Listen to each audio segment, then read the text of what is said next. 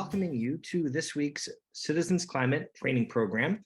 This is a weekly webinar offering of Citizens Climate Lobbies that provides CCL supporters like you and I with access to in-depth training opportunities on topics related to climate change and effective climate advocacy. I'm your host, Brett Cease, and tonight we're going to jump right into leading a lobby team training. We want to thank all of you here for being a part of our lobby lead training. In this tonight, we're going to go into detail about the special role of a lobby meeting leader. As you might know already, the lead makes sure that our teams go into the meeting with a plan and that everyone knows how to work together with a successful meeting agenda. So you might be tuning in because you know you'll be leading a lobby team meeting soon this June, or because you realize that you'll be needed in this role, or simply maybe because you want to keep deepening your understanding of how to lobby with CCL. Whatever brings you here, we are glad that you have joined us on this call for our conference and lobby day. And if we've done our job well tonight, I'm going to really make sure to focus on the following 3 learning goals. We'll have the chance to highlight the importance that you play as lobby meeting leaders. We'll emphasize the importance that advanced planning plays while providing some helpful recommendations in setting that up. And we'll start demonstrating how to navigate and adapt to potential challenging situations you might encounter as a leader. All right, so with that, our agenda again is what we've laid out here. I'm going to emphasize first and foremost the important role that you play. We'll talk about what advanced planning looks like. We'll have some meeting planning suggestions. We'll talk about some additional considerations for you in that leadership role. And the biggest thing that we can start with here tonight is that obviously thoughtful leadership is time consuming. You have already spent hours, I'm guessing, poring over documents, figuring out, what you're signing up for. And it also requires self-reflection as well as kind of that extroversion of getting to know your team. So there's many hats you're going to wear as a leader. And it's also required you to step out of your comfort zone. And to be a leader, obviously, especially in this complicated time where we've got Congress right now caught up in the debt ceiling and all of the zigs and zags that we're trying to keep track of, I just want to start with tonight by emphasizing the important role that you're playing. And this reminds me of a quote that one of our advisory board members, John Wood Jr.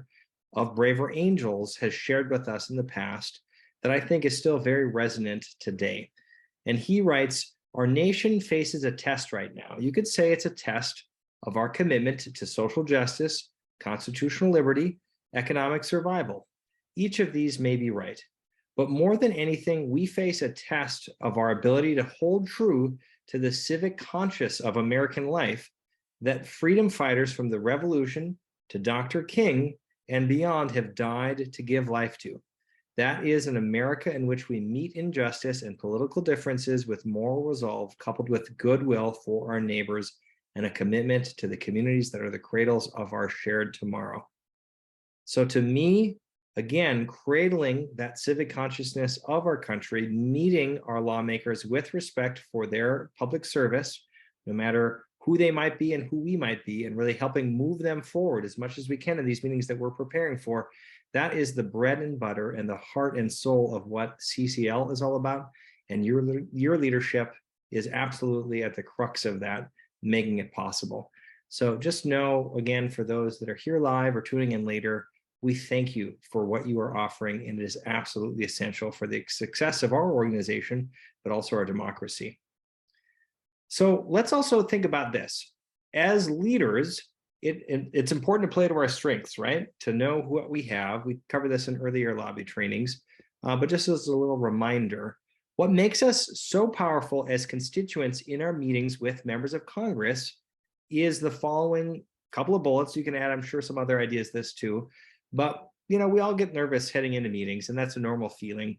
But to ground ourselves with these advantages, I think is a helpful way to really realizing that we're playing on home court advantage. So we are not professional lobbyists. We are real, live, living, breathing people. And even though we want you to be professional and look the part and dress professionally and look nice, you don't have to try to be a professional lobbyist. This is true in any of our countries, from the United States to where CCL has active chapters throughout the rest of the world. And again, relax and be yourself. Do whatever helps you get into that empowering listening space for you and your team ahead of the meetings. You could take deep breaths. You could remember again and reflect on the team that you're gathering together as great, capable people. But part of what sets CCL apart, what we hear over and over from congressional offices, is that they love meeting with us because we are ordinary people that have traveled great lengths to share a deep, authentic passion, that we care deeply about the future of our planet, and we have specific recommendations, actual bills or policies that Congress can take action to do something about it. And also know this, as an ordinary human leading a team of ordinary humans, there's going to be mistakes. You're not going to have a perfect meeting. And going into that, knowing that, and handling those mistakes the best you can, realizing it's not going to be a big deal, is going to set you up for the most success. There'll be things that your team will say that could have been said better, and we'll show you how to handle some of those situations in this training. But the important thing to keep remembering is that we're about building relationships, whether that's building up our team members to make them the best contributors and lobbyists that they can be, but also building those relationships that are so key in building trust and moving forward with our members of Congress. And so with that, I also just want to pose this question. It's more rhetorical because I'm going to give you the answer right after this, but you can kind of start thinking about it. And that is, as a lobby lead, how do you think you're best in a position to help others grow and feel empowered to express their own personal and political power? I would venture that for many of us, one of the most direct ways that we can answer that question is by mentoring and nurturing our fellow team members in a way that builds their capacity for this work. The world doesn't need any more energy or oil and gas lobbyists on the Hill. The world needs us tenfold, 100-fold. It needs people that are regular citizens, constituents of our members of Congress's districts, that are comfortable and confident in meeting regularly about this topic, just given the importance and the urgency of that being something that they're constantly hearing back home from in district. So your ability to build that capacity for this work is critical. Your role as a leader is not to walk into the meeting and dominate the conversation and show how smart you are and be the main one talking. Your role is like a good conductor. And the best conductors in the world maybe have a little flair and flourish with how they wave that baton stick, but they generally stay out of the way and let their star performers shine, right? So think about how you can apply that metaphor to really draw out the soloists that you have and manage the meeting so that all voices have a chance to be heard and really play to your strengths of your overall ensemble, right? So you want to think ahead again about the transition points of the meeting between speakers, between roles, how to get the conversation back on track, how to cue people to bring them in and crescendo into the primary ask, etc. And we'll get into some of this again, but I'll underscore, especially because it is somewhat counterintuitive, our goal with these meetings is to make sure that the staffer or the member of Congress is speaking at least 50% of the time. So half of that meeting, we want to be in active listening mode at least, if not more. We know a lot of meetings can actually just really be about continuing to reflect and ask open-ended questions and have it even be more than that half and half balance. So know that you are contributing to a strong relationship that we've built over the past decade with Congress, especially with our long-term members, but even with our freshman members that are here for the first time. We already have a reputation on the Hill that you're going to continue to build, that you can feel confident of, and that you have the political savvy, the skill set, and that grassroots support to help us flex our muscle, our political will-building muscle, to pass needed legislation like a carbon fee and dividend. So with that, let's talk about advanced planning. And this is a series of important considerations really to kind of think through ahead of your meeting. So if you haven't yet, again, we're over a week out still. One of the things that I would recommend doing is to call and introduce yourself to the rest of your team. And you might be saying, I don't know who's on my team. Well, chances are a lot of us don't know our full team yet. You might have a good sense, especially if you're working with your liaison, of who's already going to be attending that's a constituent from the district of the meeting that you're planning on leading. So you can already get to know those individuals if you haven't, and you can work with your liaison locally to find their name and numbers if you don't know. But the other big date to remember is that June 6th So basically a week from yesterday, that would be actually a week from on Tuesday. So next Tuesday, we're going to have the opportunity to send out the meeting assignments 2 days earlier than normal. We're really trying this year hard to get those out as soon as possible. I don't know when they'll be sent out next Tuesday. It could be in the middle of the day. It could be at the very end of the evening. But by next Tuesday, you as a leader should be able to receive the full picture of who's going to be on your team. And that should set you up between then and whenever you arrive that weekend for the conference to know the individuals' names, have their cell, and even, just send a little text. Maybe you don't have time at that point to give a call, but start to really break the ice and get to know those individuals. I'm going to show you in a couple of slides some of the options that are going to be available for people to do advanced meetings at the Omni, some rooms that are available and some dedicated time blocks for meeting planning. And I would encourage you in those early conversations to also start asking your team members what preferred roles they think they'd be most interested in. Now, you're going to have a link in the email that's sent out to everyone to the bios page. We have a resource on CCL Community that features all of our members of Congress and their biography that we update every cycle of Congress.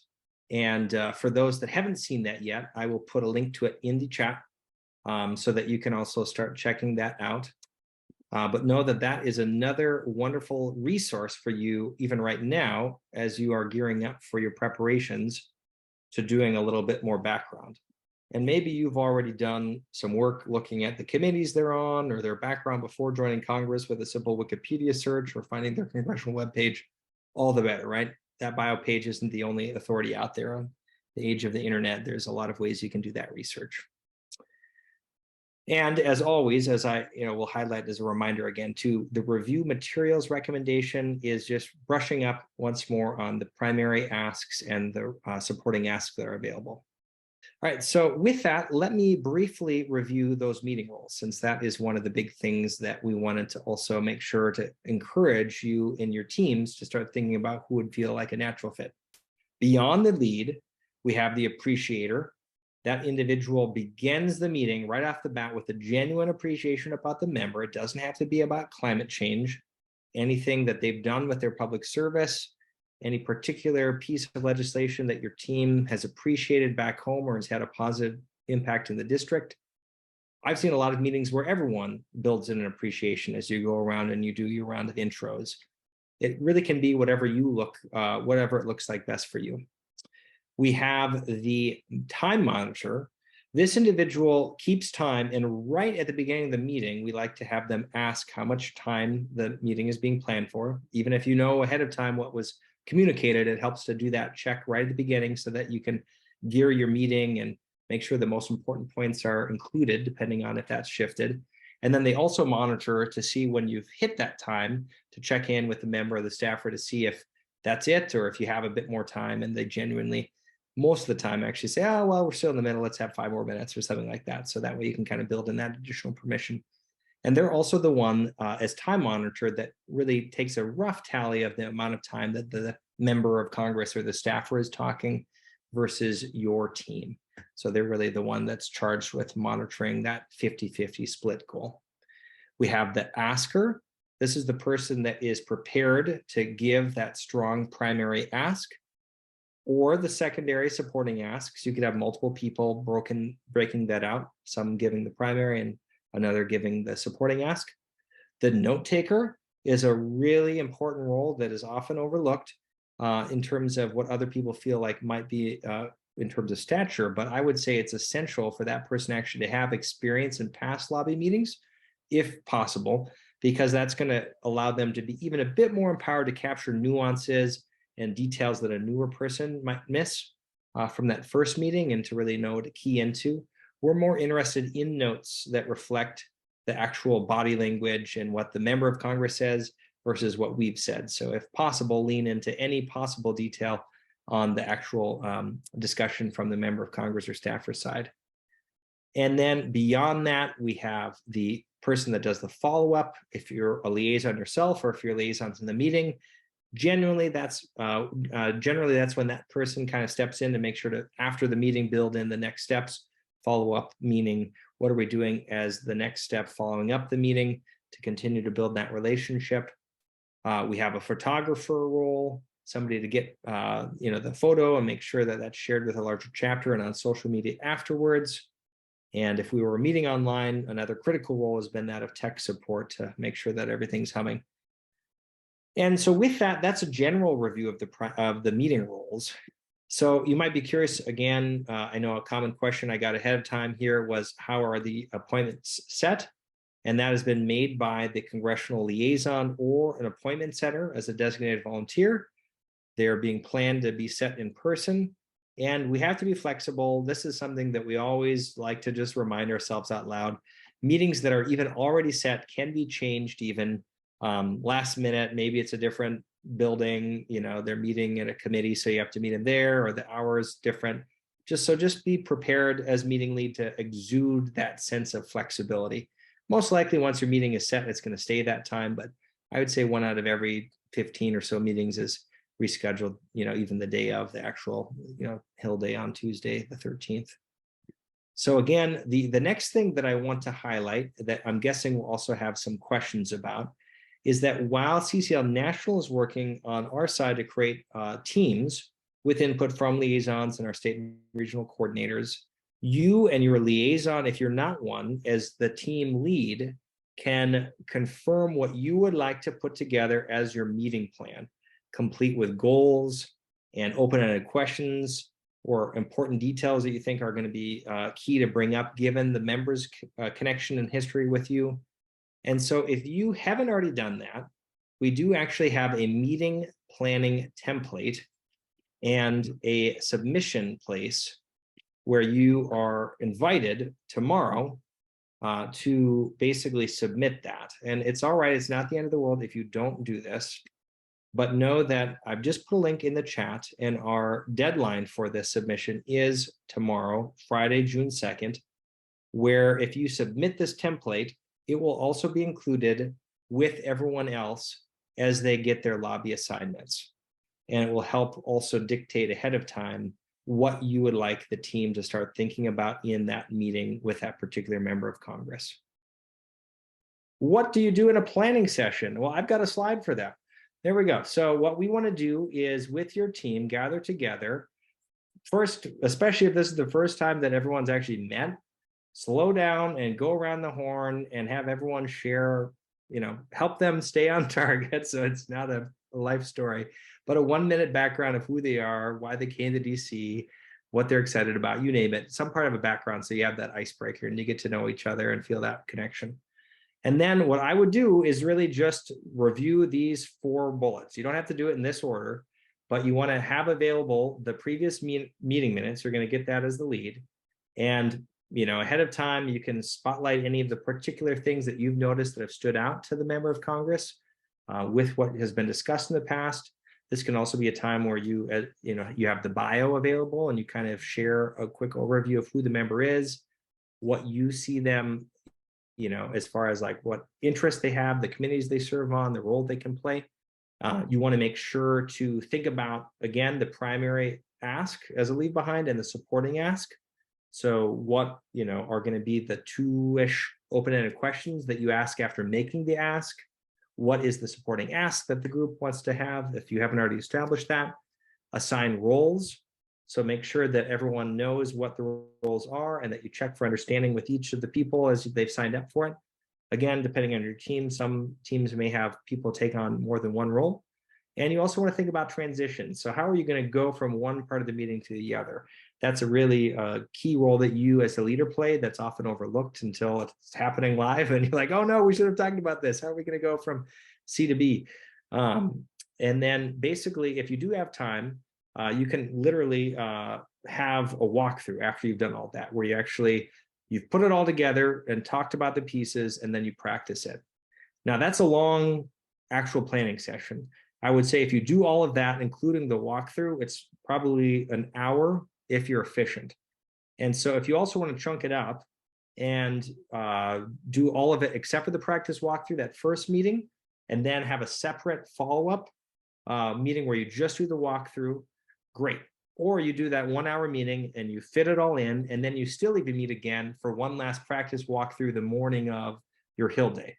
However you want to design it, practice makes perfect. And that model that I just described, where you do everything together right there and you get the muscle memory started, you ask people to practice then in between then and Tuesday for their section, and then you meet up and you establish a place the Tuesday morning. That would be my preferred path. And again, I realize that people are juggling a lot of other schedules and commitments. Maybe that doesn't happen, but that would be my recommendation.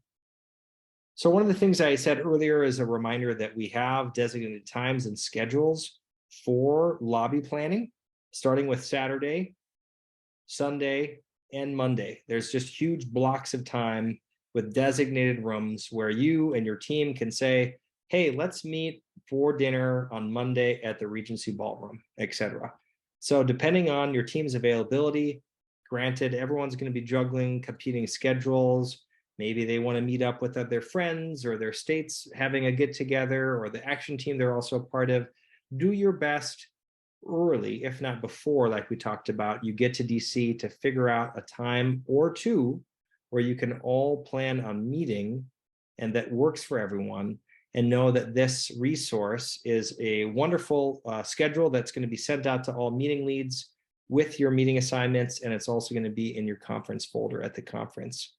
But I can easily, again, remind people that the slides, if you're interested in having this as of tonight, I've dropped that link in the chat a few times.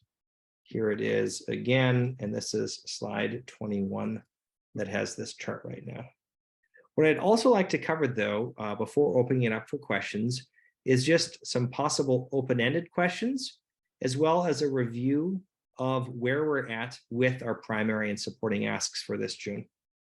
So we always, again, this is part of the meeting planning process, right? We always like to think in advance, what are some of the key open-ended questions, being questions that elicit more than a yes/no response, for you to think about as a team, to add to that meeting planning template, or just to use and have in your back pocket for any of your meetings.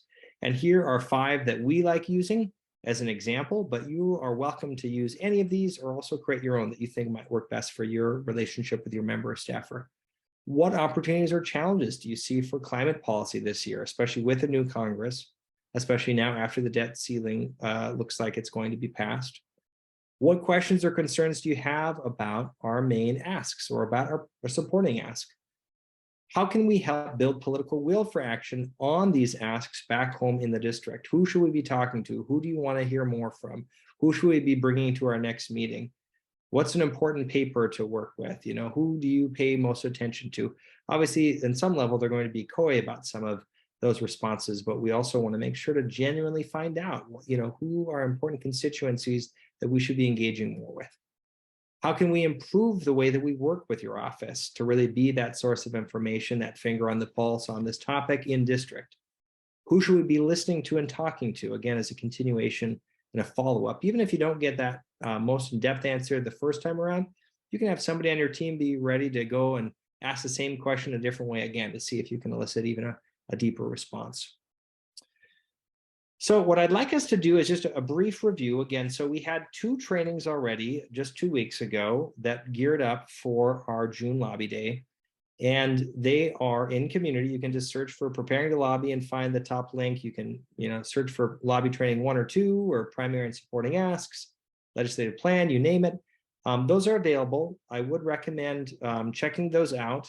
I think they're pretty critical for the work that we're all doing. And if it's helpful, I can also put a link in the chat to that short link that I just have here on the slide.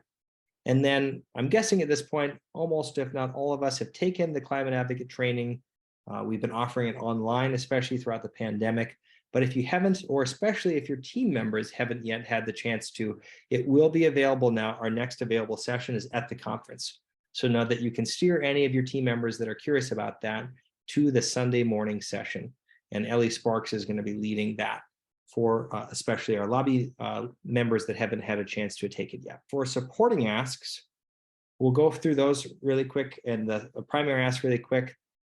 One clarifying question that often comes up is, there's 5 of them for this June session in terms of 5 options, but we do not expect you to have more than one of these. If you really think that 2 of them would pair well, given that there's several that are related to climate smart agricultural practice, or maybe you're a coastal state and you're also disaster prone, you might pair the RISE Act with the Ready for Disasters Act.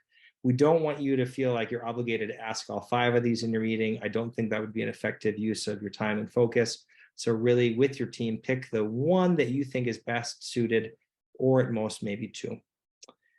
And again, the next thing I'll just highlight it here is that people have also asked me ahead of this to speak to this during the presentation tonight. Yes, there were some elements of permitting reform that are in the emerging debt ceiling negotiation that, as of late tonight, the Senate will most likely pass and send to the president has to be signed. But there's a heck of a lot more work to be done. And our 4 priorities you can think of as maybe 1.5 of them having been accomplished with the reforms and the package that was put together for the debt ceiling negotiation. There was a significant kind of impact on adding a timeline piece and even a page limit to some of the environmental review process. And there was an attempt to speed up some of the duplicative processes within agency reviews. But overall, our main focus is especially of finding ways to speed up the build out of transmission lines to deploy more and more clean energy, and also firming up and clarifying the process for community engagement so that they can be, impacted communities and communities along the way can have robust and early and clear ways to engage that process. Those were not touched with this overall package. So they especially will be what we're leaning into in our meetings with Congress.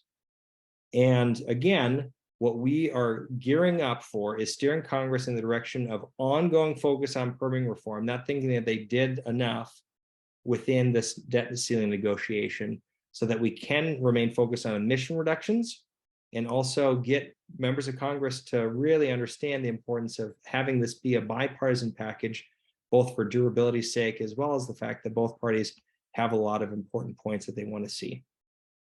And so, again, ways that you can think about that as meeting leads to make this ask, depending on your office and their point of view as Republicans, emphasizing the importance of quicker approval timeline, incentivizing innovation, talking about the benefits of this approach and reform leading to lower energy costs.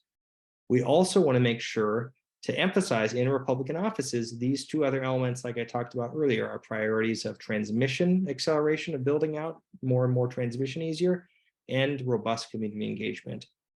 On the Democratic side, what we want to make sure to pitch or frame this around is, again, many of the benefits that we've seen from the Inflation Reduction Act will not be fully realized if we keep our current build out at the rate it is, where we're expanding or updating and replacing our grid at about 1% annually. We need to double, if not triple, that rate. And so the importance of speed to meet the scale of the deployment challenge we face and the efficiency angle are really key areas to lean into and understand their concerns if you're talking on the Democratic side of an office. And the other thing is a primary ask, again, as a reminder, is if you are meeting with your House member, your congressional House member, this isn't an ask on the Senate side because we don't anticipate a Senate bill to be introduced in the short term. We are still excited about the timing, hopefully, of the Energy Innovation and Carbon Dividend Act being reintroduced right before or even during the conference. And if it's not during or before, immediately afterwards, given that they're going to hear from 1,000 of us on the Hill. So really emphasizing, again, the importance in the background of a price on carbon being essential to meet our emission reduction goals, and that can be done in a way that returns the dividend back to households to protect American families and empower them to make choices in their own lives to make that energy transition. If you're curious about the Energy Innovation Act, you haven't heard much, I'm happy to also field questions on that in the Q&A. So with that, I think I'm at a place where, here's this last slide that I'll just review again. As you also are able to, between now and actually showing up to DC, what we do recommend is actually sending in advance a copy of our primary and what your team decides as your supporting ask, as well as a list of the constituents attending. It doesn't need to be the full list of your overall lobby meeting, but they're in particular interested about who's going to be there from the district to really, kind of have a trust and verify that this is an actual meeting happening with constituents. And if you have any other additional evidence of support from back home, letters to the editor that have been written recently, any other fun materials that you've generated at tabling events, from constituent letters to photos of people in action, asking members of Congress to take action on climate, you name it, any of that evidence to support recent endorsements, you can also bring those to your meeting or reference them ahead of time with your communication. But all of that being sent to advance to the person that you or your liaison have coordinated the scheduling with is a really great way of helping prime the discussion so that they're even a bit more prepared and have read what you're going to be referencing during your meeting ahead of time so that they don't spend time during the meeting having to scan that document. This key concept that if you can kind of encapsulate, you are going to bring situational awareness. So basically, situational awareness is understanding what is happening in the moment and reacting to it rather than going on autopilot and saying, oh, well, this isn't part of the plan, so we're going to just speed ahead. Focus on what's being said. If you need to adapt or shift course or really lean into a discussion point to further expand and explore it, it's okay to pause the plan for a moment. As lead, you have that full permission. And the goal, again, is really deepening our understanding of where the office stands. So with that, I also want to remind you, like we talked about earlier, that your main goal outside of building that relationship with the office and moving them ahead on climate change as lead is empowering your team. So take note of who's not being heard. If there's a power dynamic going on in the group all of a sudden where only one person is kind of dominating the meeting, be prepared to pivot and bring in other voices, right? As a good conductor, if the violins are, crowding out the overall score, you want to lean in over and get the double basses to, boom out their resonant voice. It's a team sport. And it's our role as leads to make sure that all voices are singing together to really have that be a successful meeting. And if you're doing this, and again, we've got a couple other scenarios we talked about, if somebody else stumbles or says something that you know to be patently false, you can always follow up and say something very strategic like, if I may, let me add to what Susan was saying. And that way you're not necessarily calling them out in front of everyone, but you're building on and providing more context or framing. If you've got somebody that's angry or all of a sudden goes off the rails, be prepared to frame it again as something that, we're very passionate about this topic, but again, we know that you are working hard to get something done on time and you're saying, and then cue back to what was just being discussed or however you want to frame it. Other considerations, again, as team leads, you could have a team that's going to be 5 people, it might be 7 people. There's not one set size. Everyone there is going to play an important role, though, no matter what. If somebody shows up late, if they're not an actual constituent, we are going to ask everyone at the conference, so this is not something that you yourself have to set as an expectation, to not join the meeting. If they're the only constituent, then maybe we're going to make an exception because obviously Congress likes to hear from the people that elect them. But if they are somebody else and they just got lost or for whatever reason their other meeting went late, it's okay. They can wait on the hallway and get debriefed with the rest of you. And we also want to make sure for meeting security sake in person, just build in some extra time as you're going into Congress. Obviously, they're still providing that security check. So don't assume that you can just kind of breeze right in. You're going to have to go through a metal detector, and that's going to build some extra time in. After the actual meeting, don't have people leave. Make sure that they know after the meeting that you're going to walk down the hallway far away from the earshot of the office. Don't just go right next to the actual office, but debrief immediately. And the main goal that you want to have, I guess I should say there's 2 dual main goals. One is just being your affirmational self and saying, great work, this was really a wonderful opportunity, and emphasize the strengths of what people brought. But you're also going to want to review what everyone saw together. So review the notes. The note taker can lead this debrief section, and then other people can build on it. Oh, yes, I also noticed this, or don't forget to capture this in the notes. Or at this point, this person leaned forward or really seemed interested. Really kind of capture what other people notice so that the notes reflect the full team's observations. You also, in that debrief, want to confirm responsibilities. What did we promise them and by when and from whom? And who is going to be the one on the team to send a follow-up thank you? You could do it right there. I've seen a lot of teams already bring a thank you card with them for the debrief. Everyone can sign it, and then that person can go literally right back to the office and hand them a handwritten thank you card. You can figure out maybe that isn't going to work for your team. Somebody can mail it afterwards. Figure out, though, how you want to send to convey that thanks. And you also want to make sure after the meeting to follow up with your note taker to confirm that they've submitted the notes, and with the liaison, if that's not you, to make sure that the follow-up plan is already being executed. So speaking of meeting minutes, we use the action tracker exclusively for that. And I will put a link to the liaison coordinator email here in the chat. But basically, you want to go specifically to our action tracker. You can easily just go to cclusa.org/minutes as well. And from there, you can easily have that be where you're submitting your notes.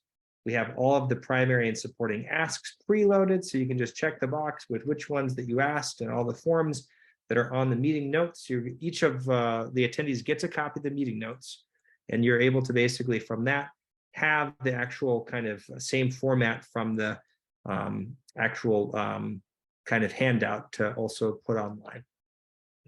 And here's the sequence. If you're looking online, you go to the action tracker, click contact with legislator, and then lobby meeting. And from there, all of those are set up. And so what I would like to do is just close tonight with a brief word from our Vice President of Government Affairs, Ben Pendergrass, to ground us in the importance and the power that each of you have heading into the Hill. Are to remind yourself to keep asking open-ended questions. That's the lingua franca of successful meetings. So you want to make sure to keep asking and leaning into these questions to get to underlying factors. Make sure that your team is going to walk out with a specific action. So engage in the meeting, like what is our next step? What do you want us to do to continue to work together with your office? Your team is going to feel focused and confident with you as a leader, modeling that and bringing them out in the planning. And you want to make sure that the office feels like you are an ally to help them address their concerns on the topic of climate change so that they can be looked to the office as an expert on climate policy to continue to build that relationship outside of that meeting. If you're interested in being a part of log your training, and at this point, if anyone has questions after tonight, you're also more than welcome to email me, Brett@CitizensClimate, or go to cclusa.org/forums. And from there, pose any questions that you have for our staff that way too. Again, thank you so much. I know we leaned heavily at the beginning on this, but I'll also end by saying that you are the reason why we're going to have such an outsized impact in our Hill experience, showing up, having meetings with Congress. And I want to thank each of you personally for making that happen. It couldn't be done without you. So I hope that you found tonight's training useful and empowering and getting you ready. Thank you for listening to this episode of Citizens Climate Lobby's training program. You can tune into more episodes anywhere podcasts are available. Inspired by what you heard today? Join Citizens Climate Lobby to advocate for bipartisan climate solutions. Go to community.citizensclimate.org to find more trainings, resources, your local chapter, national action teams, discussion forums, and more. Be sure to like our Facebook page and follow us on Twitter and Instagram @CitizensClimate. We also invite all of our listeners to subscribe to our YouTube channel for more inspiration. Like what you hear? Recommend us to your friends and make sure to give us a 5-star rating. It helps us show up on other listeners' feeds. Feel free to pass on any suggestions for future episodes in the comments as well. And together, we are creating the political will for a livable world.